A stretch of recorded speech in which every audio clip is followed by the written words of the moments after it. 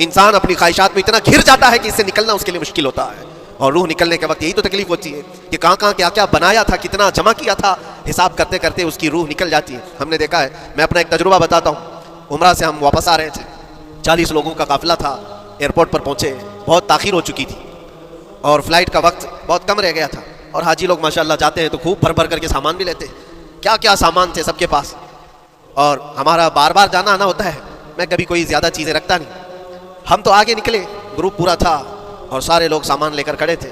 वक्त गुजरता गया, फ़्लाइट जहाँ चेक इन हो रहा था सामान, उन्होंने कहा कि 25 किलो से ज़्यादा का अलाउड नहीं है। और यहाँ 40-40 किलो लेकर बैठे हुए थे। मेरा तू थोड़ा सा ले ले, तेरा तू थोड़ा सा ले ले, एक दूसरे को पेश कर रहे हैं। 3-4 लोगों ने तो मुझे पकड़ाया कि आपके पास सामान कम है मुफ्ती साहब, आप थोड़ा सा हमारा ले लो। जिसका ले सकते थे ले लिया। फिर उसके बाद 1 घंटे से कम टाइम बचा था, उन्होंने काउंटर क्लोज कर दिया। मैंने देखा 20 से 25 हाजी ऐसे हैं जिनका सामान बिखरा हुआ है और क्या ले जा सकते हैं हाथ में, वो भी 7 किलो 8 किलो इतना ही था। उनकी ख्वाहिशात में देख रहा था। कोई मुसल्ला उठाता है, कोई खजूर उठाता है, कोई कहता है नहीं मेरे बच्चों के लिए खिलौने लिया था, इसको ले लेता हूँ। वो ले लो तो मुसल्ले छोड़ना पड़ता है, ये ले लो तो खजूर छोड़ना पड़ जाता है। किसी न किसी तरह से वो लोग आखिरी वक्त 2-4 चीज़ें लेकर के निकल रहे थे और बिखरा हुआ पूरा सामान एयरपोर्ट पर ऐसे ही मौजूद था। 1-2 किलो नहीं, कितने किलो का सामान छोड़ करके यूं ही आना पड़ा। या तो फिर फ्लाइट के सफ़र पे जाओ या सामान में लगे रहो, 2 ही ऑप्शन थे। और कौन वो छोटे सामान के लिए अपना सफ़र मुलतवी करता। वापस आए, हसरत भरी निगाहों से देखते रहे अपने सामान को। और फिर अंदर आकर जब बैठे, मेरे जहन में ये बात गूंजने लगी, यही हालत होती होगी जब इंसान दुनिया से जा रहा होता है। जब यहाँ से रुखसती का वक्त आता है और मलकुल मौत सर पर आकर खड़ा हो जाता है, रूह निकलने के लिए भी थोड़ा सा वक्त बाकी है, बस मिनटों में भी नहीं रह गया। जब उसको नजर आता है, अब ये सोचता है इतनी नमाजें बाकी रह गई, इतनी ज़कात भी रह गई, हज भी था और भी कुछ चीज़ें किसी के देने के बाकी थे, कर्जे भी थे। किस चीज़ की नसीहत करूँ, किस चीज़ की वसीयत करूँ। फलां जगह एक घर खरीद करके उसके डॉक्यूमेंट तो वहाँ रखा था, बेटे को भी नहीं बताया, बेटी को भी नहीं बताया, पता नहीं किसके हाथ लग जाएगा। ये ख्वाहिशात घूमती रहती है, वो किसी को बता भी नहीं पाता। इधर मलकुल मौत रूह निकाल कर निकल पड़ते। ये इंसान की शॉर्ट लाइफ है, मुख्तसर सी जिंदगी है जहाँ ये ख्वाहिशात धरी की धरी रह जाती हैं। इसीलिए शेख सादी ने बहुत अच्छी बात फरमाई। एक बादशाह ने ऐलान किया था अपने वजीरों में से एक को, उससे बहुत खुश हुआ और कहा जा आज तुझे मैं इतनी जायदाद दूंगा, इतनी ज़मीन, इतनी प्रॉपर्टी दूंगा जितना तू अपने हाथ में एक लकड़ी लेकर घेर देगा। जितनी ज़मीन तू घेरेगा उतनी तेरे नाम लिख दूंगा, लेकिन उसके लिए एक शर्त है।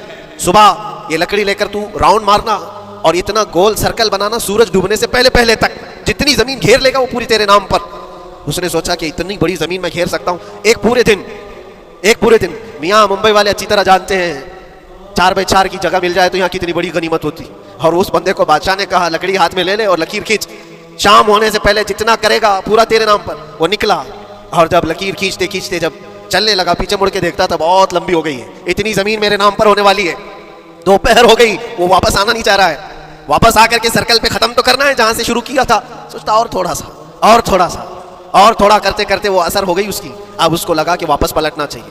कई किलोमीटर हो गए थे, इतने किलोमीटर की जमीन अब वो अपने नाम पर करवाने वाला था। लेकिन जब वापस पलटने का वक्त आया, सांस फूलने लग गई, क्योंकि सुबह से चल रहा है, खाया भी नहीं है, पिया भी नहीं है। जिस चीज को जमा करने के लिए दौड़ता रहा, अब सूरज पीला पड़ गया, डूबने का वक्त करीब आने लगा तो अब भागना शुरू किया। बादशाह और उसके वजीर इंतजार कर रहे थे कि ये लौटेगा भी। अब देखा बड़ी दूर से ये दौड़ता दौड़ता आ रहा है अपनी लकड़ी को लकीर जमीन पर खींचते हुए कि जल्द से जल्द अपने उस पॉइंट पर पहुंच जाऊं जहां से शुरू किया था। सांस फूलने लग गई, दौड़ते दौड़ते हाँफने लग गया। सूरज डूबने के करीब आ गया, आखिरी किरणें बाकी थी और इसका पॉइंट भी करीब आ गया था। दौड़ते दौड़ते किसी तरह सूरज गुरूब होने से पहले पहुंच गया वहां पर, लेकिन कसरत से भागने की वजह से ठोकर खा करके गिर गया और अपने उस पॉइंट पर लकड़ी ला करके जमा कर दिया। बहुत बड़ा सर्कल, बहुत बड़ी लकीर खींचा था, लेकिन ऐसा गिरा कि दोबारा उठ नहीं सका। जब सिपाही उठाने को आए तो उसकी मौत हो चुकी थी, उसकी रूह निकल चुकी थी। इतना दौड़ा था, उसकी रूह निकल गई। बादशाह ने कहा इसने सुबह से लेकर शाम तक अपने नाम जायदाद करने के लिए इतनी दौड़ लगाई, बहुत लंबी लकीर खींचा, इतनी बड़ी प्रॉपर्टीज के नाम पर होती, लेकिन अक्लमंद दानिश्वर था बादशाह। उसने कहा जहाँ ये गिरा है वहीं इसको दफन करो। और उसके बाद उसकी कब्र पर लिखा गया था कि इसको जरूरत इतने 2 गज जमीन की थी, दौड़ता कितना लंबा रहा। सुबह से शाम तक इतनी लंबी लकीर खींच लिया, लेकिन सोने के लिए इसको जो जगह चाहिए थी वो बस इतनी ही सी थी, वो 6 फीट की जगह।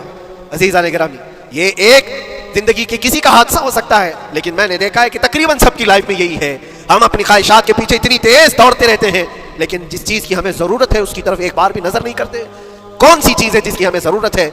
वो हमेशा की ज़िंदगी आखिरत के लिए जो चीज़ चाहिए वो अल्लाह का जिक्र है, वो रब्बे ज़ुल जलाल की ज़ात पर यकीन और तवक्कुल है। आज अल्लाह ने सेहत और सलामती के साथ ज़िंदगी दी है, तो वक्त निकालो और बारगाह रब्बुल इज़्ज़त में आ जाओ।